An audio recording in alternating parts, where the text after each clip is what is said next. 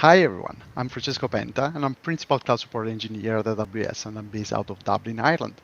Welcome to AWS Supports You, where AWS Support experts provide tips to optimize performance in the cloud, lower costs, and provide you with best practices and design considerations. Joining me today is Benoit and Luis from AWS Support. Can you give us a quick introduction, Benoit and Luis? Yes, sure. So my name is Benoit de Chateauvieux, and I'm a solution architect. I'm based in Montreal, Canada, and I'm working with Canadian startups. And I also dedicate part of my time to sustainability and especially sustainability of AI and machine learning. Louise? Thanks, Benoit. Hi, everyone. My name is Louise, and I'm a technical account manager based in Amsterdam in the Netherlands. And I work with a range of different customers, helping them with sustainability projects, questions, best practices, and initiatives. So, yeah, thank you very much for being here today. Thank you. So today we'll be continuing our sustainability theme, and specifically we'll be talking about optimizing for artificial intelligence and machine learning workloads. But before we get into the details, a quick note to the attendees online. Feel free to use the chat window on the right-hand side of your screen to let us know where you're joining us from today and share your thoughts and questions throughout the episode. We look forward to hearing from you. We will also provide a link to our survey, so if you'd like to let us know how we did, please click the link and leave your feedback. And with that said, Luis, can you walk us through what we're going to be talking about today? Yeah, sure. So, first of all, this whole month we're doing a kind of sustainability themed month where we're going to be doing different sustainability talks each week, kind of technical talks to do with the cloud. So the first week we had making sustainable decisions in the cloud, where we talked about different best practices, design principles, the well-architected framework, and also the customer carbon footprint tool to help you, make sustainable decisions with your cloud workloads. Last week, we talked about optimizing your AWS architectures for sustainability while focusing mainly on compute, storage, and networking and best practices there. This week, myself and Benoit are going to be talking about optimizing artificial intelligence and machine learning workloads for the cloud. And next week, for anybody interested, we're going to be talking about sustainability through the cloud and optimizing your IoT workloads. So for anybody that would like to join. But for this week, we are going to be focusing on, as we mentioned already, artificial intelligence and machine learning and the role of that when it comes to sustainability challenges. So different kind of customer use cases there, how to optimize machine learning workloads for sustainability. So, choosing the energy efficient options when it comes to the cloud, when it comes to different regions, optimizing along with the machine learning lifecycle as well. So focusing on problem framing, data processing, model development, deployment, and also monitoring. And lastly, call to action. So what you can do as an individual using the cloud to be more sustainable. So Benoit, would you like to kick it off? Yes, sure. And let's start with an observation. A study from 2018 revealed that the compute used for training large AI models has been doubling every 3.4 months since 2012. So, as a reminder, Moore's law has a doubling period of 2 years, so 3.4 months here. Since 2012, the compute used for large AI training runs has grown by 300,000 times. And in a paper in 2019, a group of researchers called this trend red AI. That is, buying stronger result by using massive compute and prioritizing accuracy over efficiency. So in 2019, a group of researchers estimated the carbon footprint of a popular natural language processing model trained on-prem using GPU. And as you can see here, the number of tons of CO2 emitted is 5 times the impact of a car during its whole lifetime. So including manufacturing, gas, and etc. And that's for a model with 213 million parameters. And today, it's a quite medium complexity model. And that's just for training. We are not including data preparation or we are not including inference here. Now, Imagine the impact of a more recent and more complex model like BERT-L or GPT-2 or GPT-3, which has 1,000 times more parameters.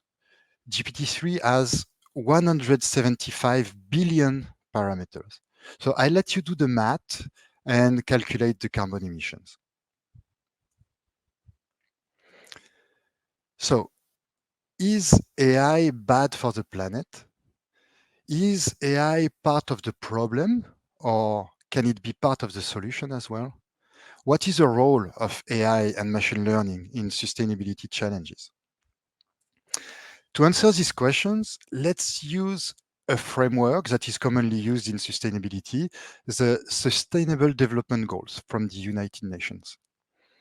So the United Nations General Assembly defined 17 goals across the 3 pillars of sustainability. For example, for the pillar economic viability, you have goal number 8, decent work and economic growth, or you have goal number 12, responsible consumption and production. For the pillar environmental protection, you have goal number 13, climate action, or goal number 14, life below water. And for the pillar social equity, you have goal number 5, gender equality, or goal number 16, peace, justice, and strong institutions. So this framework was originally created for governments, but companies are increasingly aligning their efforts to these goals. And the IPCC evaluated the impact of digital technologies on climate change. So if you don't know IPCC, it stands for Intergovernmental Panel on Climate Change. So it's a intergovernmental body of the United Nations responsible for advancing knowledge on human-induced climate change. And since 1990, they published 6 assessment reports, and the last one was published earlier this year, and it was produced by 234 scientists from 66 countries, and it was approved by 195 governments.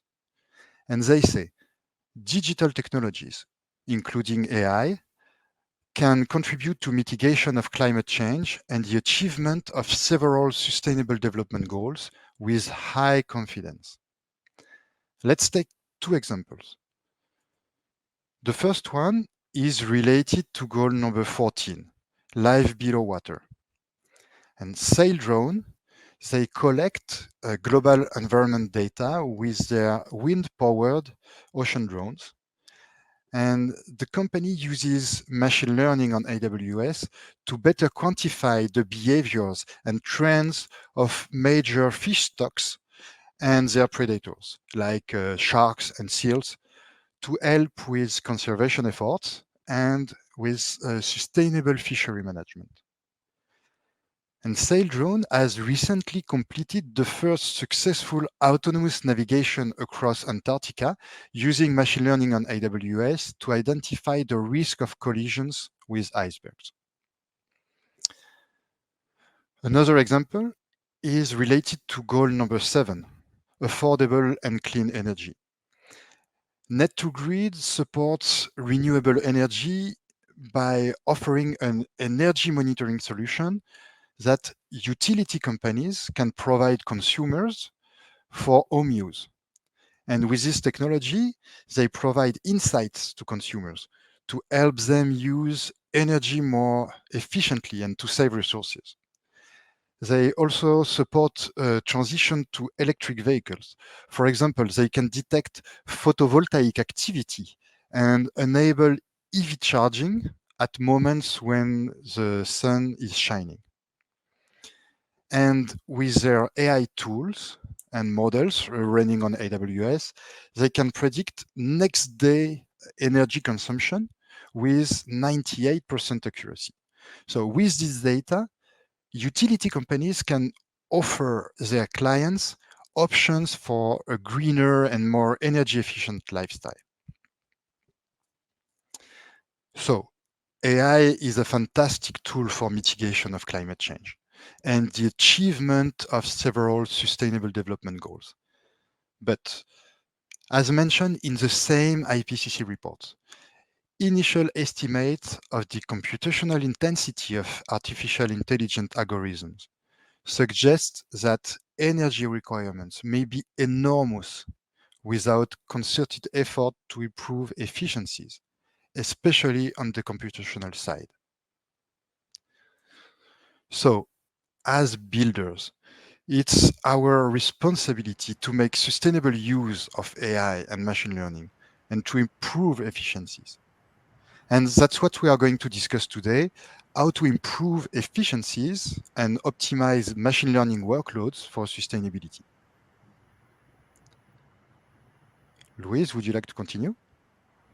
Sure, thanks, Benoit. So as Benoit was saying, improving efficiencies and being as sustainable as possible. So the first thing we can do here, one of the biggest decisions to make in terms of sustainability is hosting your workload on the cloud. So, deciding to build, train, and deploy your machine learning workloads and where's the best place to do it. So according to 451 research, when compared to surveyed enterprise data centers across several different geographic regions, the cloud can lower a customer's carbon footprint by nearly 80% and up to 96% in regions powered by 100% renewable energy, like Canada, for example. So, this is a huge part really of, reducing your carbon emissions is choosing to actually use the cloud to run your machine learning workloads. So in terms of sustainability then, so once your machine learning workload is in the cloud, sustainability is a shared responsibility between AWS and our customers. You may have seen a graph similar to this before, or if you joined the last two talks as well. But just to kind of give you an overview, so AWS is responsible for sustainability of the cloud, meaning our data centers, in particular the use of renewable energy and water and waste management. So AWS designs the buildings, the rooms, the servers. It takes care of the construction, the waste management like recycling. It purchases the energy and ensures that the energy and other resources are being used as efficiently as possible, and the best cooling technologies are used there.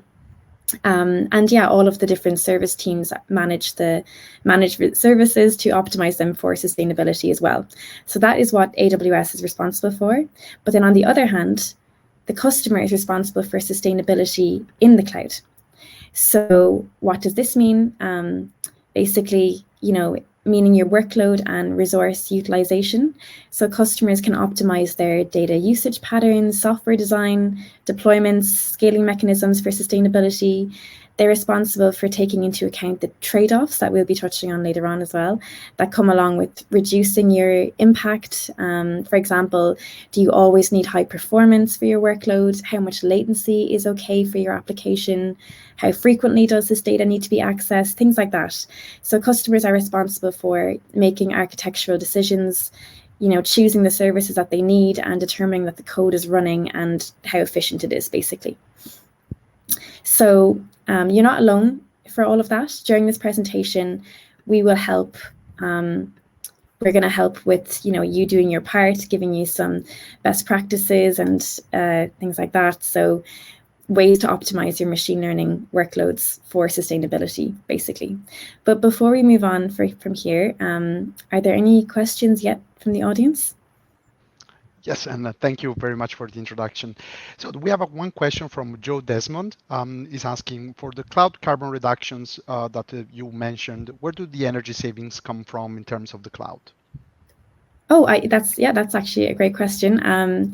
So there has been so much research kind of done on this, but in terms of moving to the cloud and how much more sustainable it is, the cloud uses more efficient servers and high server utilization, so that actually can reduce up to 61% of carbon reductions. Then it also uses more efficient data center facilities and the most up-to-date things there. So that reduces another, I think it was 11% of energy savings. And then also reduced energy consumption and renewable energy usage is another. So another 17% there. And of course, the cloud, AWS has a pledge to use 100% renewable energy by 2025 as well.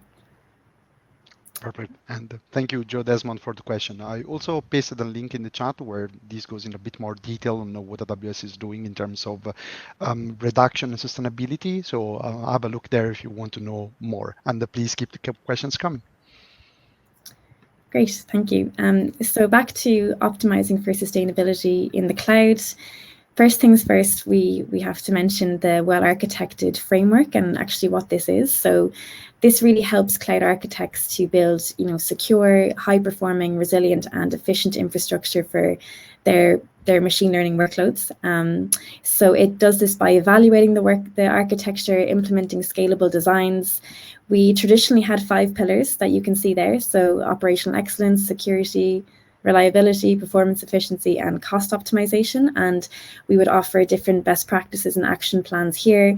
And the latest one that was just announced in reInvent 2021, so just a few months ago, is sustainability. So the sustainability pillar basically enhances the framework even more by providing a way to measure architectures against sustainability best practices, identify areas of improvement, with the focus being on reducing the energy consumption of your AWS workloads and also making sure that everything is, getting the best utilization from the minimal number of necessary resources. So yeah, we help customers evaluate the design, the architecture of their workloads and reduce their energy consumption and just improve efficiency. And our goal here is to, reduce the carbon footprint of your AI and machine learning workloads and to support a more sustainable future as well. So once you are actually in the cloud, then one of the most important decisions, is firstly, back to the well-architected pillar, is there's three parts. So understanding the environmental impacts of the services used, quantifying those impacts through the entire workload lifecycle as well. And then the third step here is applying those best practices to reduce these impacts. So how can these actually be used? First things first, and this is very kind of important part of the decision and choice you're going to be making in terms of sustainability, is choosing the region where you plan on training and deploying your machine learning workloads. So, training artificial intelligence services and machine learning workloads as well uses a lot of energy. So you'll want to select a region that minimizes data movement across networks, storing your data as close as possible to your producers, and training your models close to your data. So compressing your data actually is also another one before moving it to the network that reduces latency as well on the network. But that single choice can make the direct emissions of an algorithm vary by a factor of 40. So it's definitely something worth considering. For models such as BERT, which are trained on multiple GPUs for several weeks, this can correspond to avoiding emitting several hundreds of kilograms of CO2 emissions by training on servers powered by hydroelectricity instead of fossil fuels. So AWS is already on this path, as we mentioned before. They have the goal of being 100% renewable energy by 2025. And yeah, there are already 5 regions where AWS covered the non-renewable energy used. So for example, in Canada, Canada is the AWS most sustainable region with, I think it is, Benoit can tell me this, 99 point something? Yeah, 0.8. Yeah, Yes. 0.8 of electricity coming from hydropower. You can see here as well, all of the regions listed here are using non-renewable energy. So, it's great. And these are the regions that we would recommend using for now if it is close to your workloads and to your customers. Also there, you can also look up, there's an electricity map as well, which can tell you more about, the published carbon emission intensities that are lower than other regions and what types of energy they use as well. But yeah, so you may ask, as AWS will be powered by 100% renewable energy by 2025, why should I optimize now? And the answer to this question is, I'm going to quote Werner Vogel, as you see here. at reInvent 2021. Why? And he is actually quoting Peter DeSantis at reInvent 2020. So the greenest energy is the energy that you don't use. And basically, this means, we need to act on climate change today. Energy efficiency is the key to kickstarting climate success. So, it all starts with you as the customer, with your architectures on the cloud, taking into account the best practices that we recommend, that, all of that there, reaching out to people like Benoit, who's a solutions architect, or myself as a technical account manager for advice. So also going over some goals for optimization, which is another big part of this. So we kind of touched on these already as well in the last 2 weeks, but first things first is, what is your goal when it comes to optimizing for sustainability? So thinking objectively here and defining this, and the goals on this page can be summarized as maximize utilization and efficiency and minimize idle resources, data processing and storage. So idle resources and underutilized resources are the first opportunities to eliminate waste and reduce energy consumed. A processor at 70%, for example, utilization uses energy more efficiently than the same processor at 10% utilization. So we touched on this in the talk last week when we were discussing best practices for compute, and we were saying how, selecting the most efficient hardware for your individual workload and make sure that you're using the right instance type as well. You can right-size resources with Cost Explorer, and we always recommend Graviton 3 as it's our most powerful, most efficient server at the moment. Then also data processing and storage has a huge scope for optimization in machine learning. So in machine learning data sets, they can be huge and data processing can be very resource consuming. So just being aware of this, classifying your data and anything that you don't need or you don't need to keep, or it could be moved to colder, less frequently accessed storage, which has less hardware. This can be done automatically by using lifecycle policies that you define in advance. So Benoit will be touching more on this later on. But also optimizing for any kinds of trade-offs as well. So just be aware that there are trade-offs when you do optimize for sustainability, and making sure that whatever you decide to do to be more sustainable meets your business requirements. So I guess in summary, use as little as you can, but what you are using, use as much as possible and be as efficient as possible with those resources. So on the next slide. Yes, I can continue on this one. Brilliant, great. So this is a typical machine learning lifecycle. So the first phase on top is the business goal, and here you should have a clear idea of your problem and the business value to be gained by solving this problem. The next phase is the machine learning problem framing. So in this phase, the business problem is framed as a machine learning problem, what is observed and what should be predicted. Then data processing. So here you convert your data into usable format. So you are collecting your data, preparing your data, you are doing feature engineering to select your variables. And then when you have your data, you can start developing your model. So you will build your model, you will train it, tune it, and evaluate it. And when you have a model ready, you will deploy it to production. And you will start doing predictions and running inferences against this model.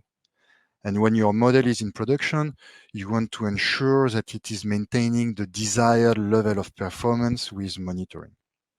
So today we will discuss best practices you can use to optimize for sustainability at each phase of this machine learning lifecycle. And I saw a question in the chat related to data storage and data processing. We'll see that in the data processing phase. But first, for the business goal phase, so here the goal is to ask questions about sustainability in planning discussions. And your goal will be to set goals related to sustainability. Like, for example, how is your workload contributing to the sustainability goals of your company? What is the impact of collecting the data, preparing the data, of training your model. How often will you have to train your model? And here you should consider sustainability as part of your non-functional requirements. Just like you have cost, you have performance, you have security, you should consider sustainability in your planning discussions. Okay, so let's move on to the model problem framing phase. So on this slide, you have the AI and machine learning stack offered by AWS. So at the bottom, you have the ML frameworks and infrastructure. On top of that, you have SageMaker and a set of services and tools that data scientists and data engineers can use to collect data and process data, train models, deploy models in production, and monitor them. And the top layer is AI services managed by AWS. So in this problem framing phase, where you are framing the business problem as a machine learning problem, the first question to answer is, do we need a custom model? And many times, you don't need a custom model. Many workloads can use AI services managed by AWS and just integrate AI services with a simple API.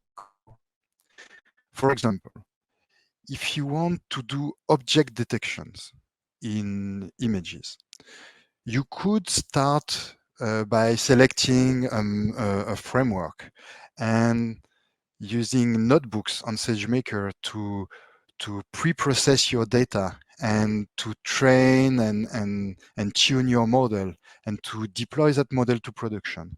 And for that, you will use infrastructure, compute instances, and GPU. Or you can decide to use Amazon Recognition. And that way you will just integrate a model that has been pre-trained, and you will integrate that using APIs. And by using these models and these services, it means that you won't need the associated resources to collect and store and process data. And you won't need the resources to prepare, train, tune, and deploy your model. So this can represent huge carbon emission savings. But if adopting a fully managed AI service is not appropriate for you, evaluate if you can use pre-existing datasets or algorithms or models. And you will find pre-trained models on AWS Marketplace, on Hugging Face for transformer models, or on SageMaker Jumpstart. And when you use these pre-trained models from third parties, it means that you can reduce the resources you need for data preparation and model training. Moving to the data processing phase. Avoid processing duplication. And for that, you can use existing publicly available datasets like Amazon Data Exchange or open data on AWS that includes the Amazon Sustainability Data Initiative. And on ASDI, for example, you will find weather data, climate dataset, satellite imagery, air quality, energy data, among others.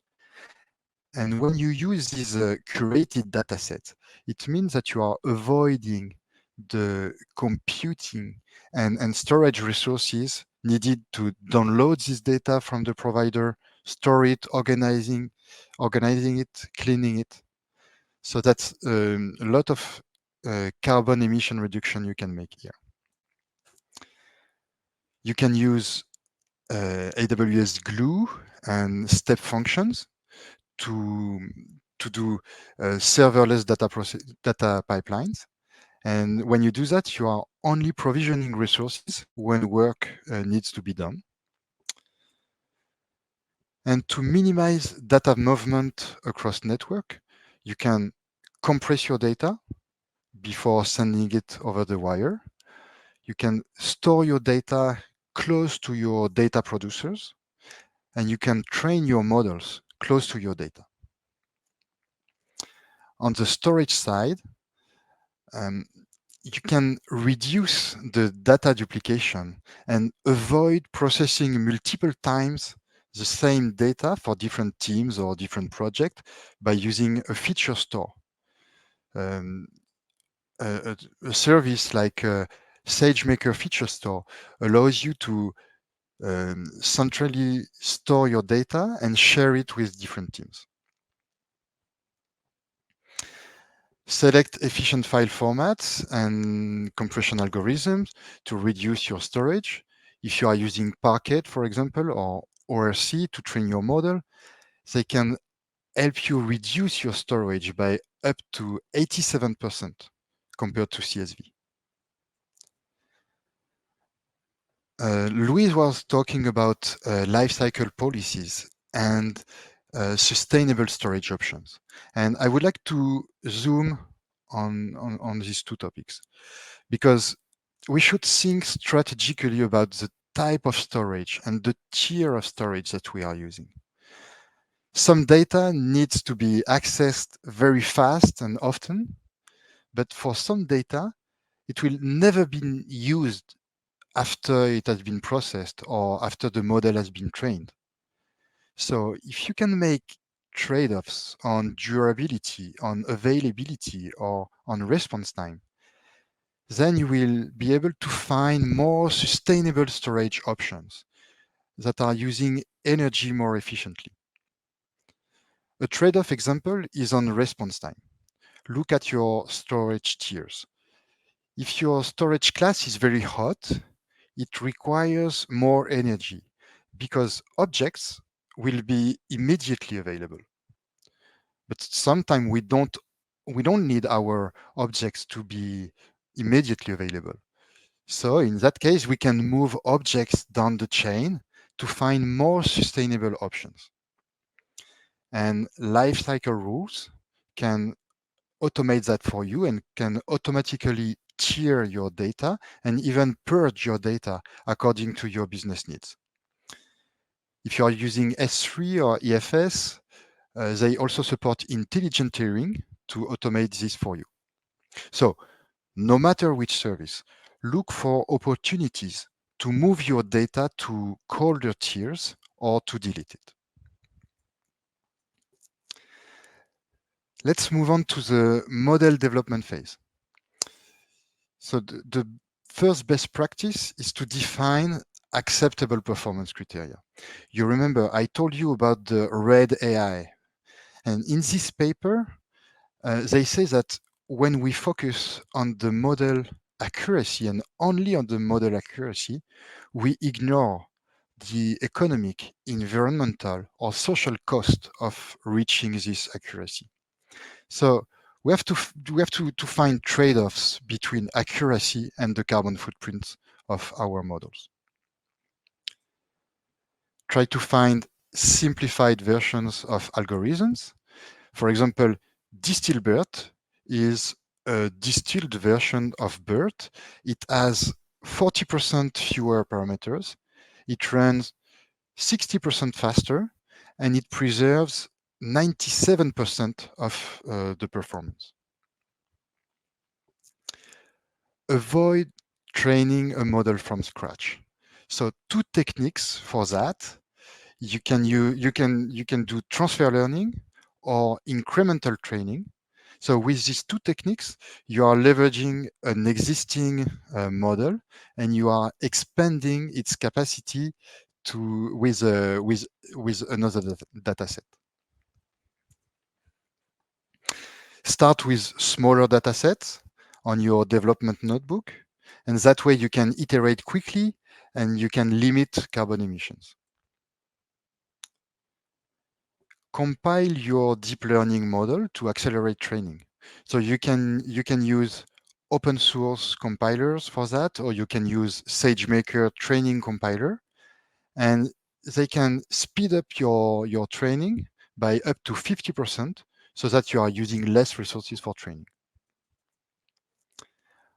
automate your machine learning environment, you can use scripts available on AWS to automatically shut down your notebooks when not in use.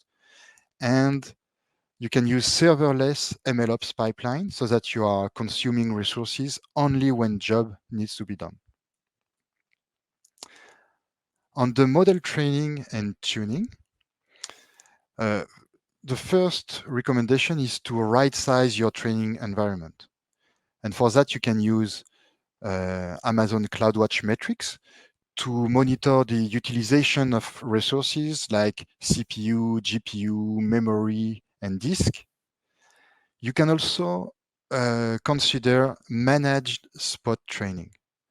So it takes advantage of spot and the unused EC2 capacity. So not only could you save up to 90% of your cost, but you would also reduce the idle capacity of the overall AWS cloud. Prefer Bayesian search over a random search and avoid grid search. Bayesian search typically requires 10 times fewer jobs than random search, so it means 10 times less compute resources. Delete or archive unnecessary training artifacts like datasets, but logs also. Because by default, CloudWatch retains logs indefinitely. So when you set limited retention time for your notebooks or for your training logs, you can avoid the carbon footprint of unnecessary log storage. A debugger like a SageMaker debugger can automatically stop a training job as soon as it detects an issue during training. So that way you avoid unnecessary carbon emissions. And use efficient silicons. AWS offers a purpose-built silicon for machine learning. So for training, for example, you have Trainium, which is expected to be AWS most energy efficient processor for training. And for inference, you have Inferentia, which has 50% higher performance per watt than similar EC2 instances for training, for inference. And if you are running inference on CPU, consider Graviton 3. It uses 60% less energy than comparable EC2 instances for the same performance. For model deployment, the first best practice is to make efficient use of GPU, because when you are training, your training jobs process hundreds of data samples in parallel. So they are maximizing the use of GPU, but inference jobs usually process a single input in real time. So it consumes a small amount of GPU. With Amazon Elastic Inference, you can attach just the right amount of GPU to any EC2 or SageMaker instance or ECS task. Optimize model for inference. So you can use compilers for that. So you have open source compilers, you have tools like Hugging Face Infinity or SageMaker Neo. And when you compile your model, it means that you are deploying a more efficient model. So you are using fewer resources for inference. You can also deploy multiple models behind a single endpoint.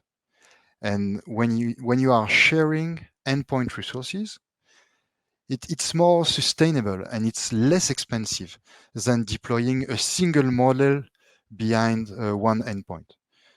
So you can save up to 90% of your cost by doing that and the associated carbon emissions. Right size your inference environment. So just like your training environment, you can use CloudWatch metrics for that, or you can use a SageMaker Inference Recommender. It's a tool that will run load testing jobs on your inference endpoints, and recommend the right instance type or the right instance size, so you are sure that you are not over provisioning your endpoints. And if you have intermittent or unpredictable traffic, you can use auto scaling inference endpoints, or you can use serverless inference. And with that, it will automatically scale in and scale out your endpoints, so you don't have idle resources. If you are on an IoT use case, consider inference at the edge. There are many factors that you may consider. The first one is the compute capacity of your devices, the energy consumption of these devices, and the emissions related to data transfer to the cloud. So sometimes it's more efficient to run inference at the edge than in the cloud. We talk about archiving or deleting unnecessary artifacts already. My last recommendation would be to negotiate impact-friendly SLA. Just a zoom on that, because significant gains in sustainability can be achieved with no measurable impact on uptime, availability, or response time. Well, of course, there is no silver bullet here. It depends on your workload, but just would like to give you 3 examples. The first one, if your users can tolerate some latency, then deploy your model on asynchronous endpoints, because asynchronous endpoints will scale the instance count to 0 when endpoints are not processing requests.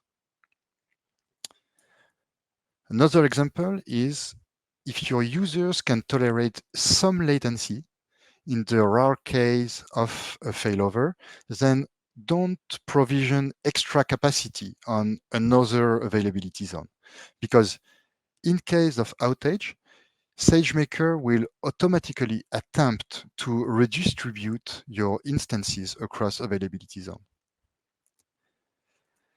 And the last one is, if you don't need a real-time inference, then consider Amazon SageMaker batch transform, because unlike persistent endpoints, clusters will be decommissioned when batch transform jobs finish.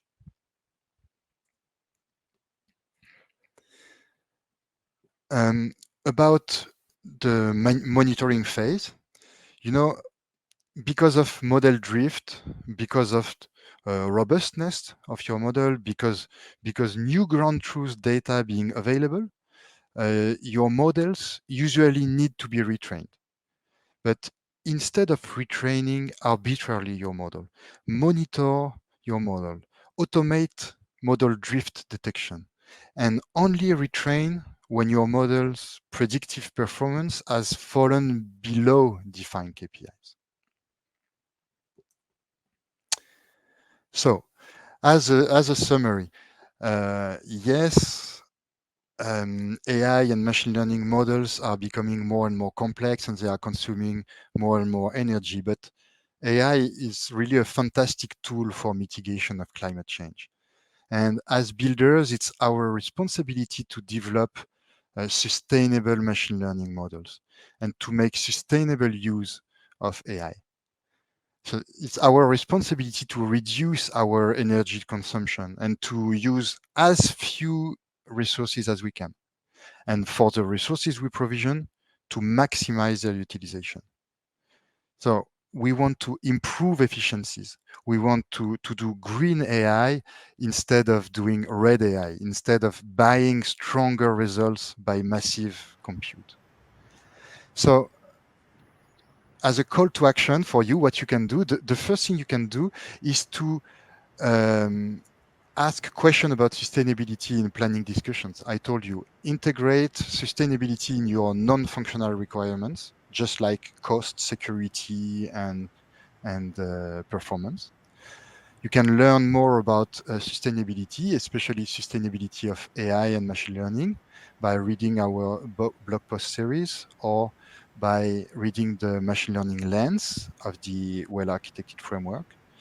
And you can identify your workload and start a sustainability architecture review. So for that, you can ask your solution architect, your account team for a sustainability review.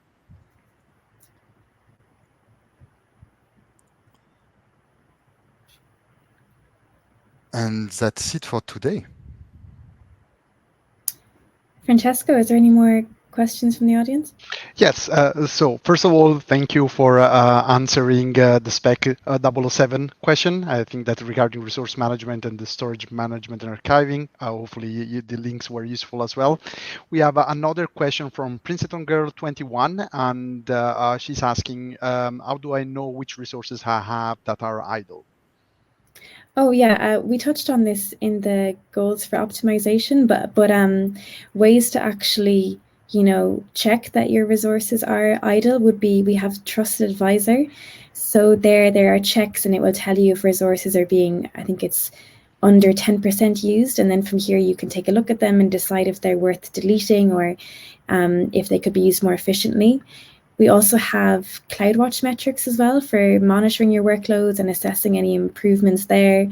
And here you can also get metrics that identify underutilized cloud resources as well. And then actually, so Benoit touched on this when he was talking about shutting down idle resources with SageMaker, and I believe there's a link for this in the chat too. But in the training phase of machine learning, there's also SageMaker Debugger Profiling Report, I think it's called, and that helps with resource utilization as well and better understanding your infrastructure and resources there. Yeah. Yeah, I also want to add that we have the EC2 Compute Optimizer as well, which will recommend which instance type to use based on the utilization. So those are all part of the suite of tools that can help you avoid the wastage and again, plan for sustainability. We have one last question from the spec 007. He's asking, Benoit, what are the asynchronous endpoints and how are they more sustainable? Thanks. Yeah, sure. So the asynchronous endpoints, they have a kind of internal queue, So when you are submitting a job to an asynchronous endpoint, this job will be queued and it will be processed by the compute instances.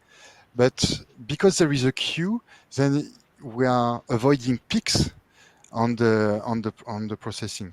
And because also there is a queue, we can reduce your processing instances. We can reduce the count to 0 when there is nothing to be done, and the job will be queued. And when there is something entering the queue, then SageMaker will be spinning up a new instance for processing.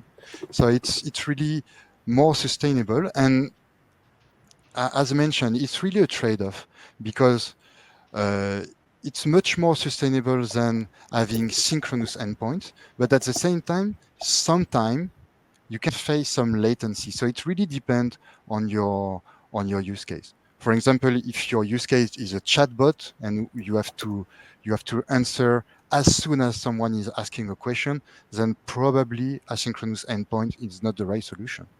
But if you can tolerate some latency, that's a good idea to evaluate that in terms of sustainability and in terms of cost as well. Thank you. And thank you for all your questions. Okay. Sounds like we are done for today, and thank you everyone for joining us. Today we looked at optimizing AI and machine learning workloads for sustainability, and we talked about a few techniques and tools that you can use to be more sustainable when running those workloads on AWS. If there are any questions that were not answered today, you can head to our repost at repost.aws, where we have opened a companion thread surrounding today's topic.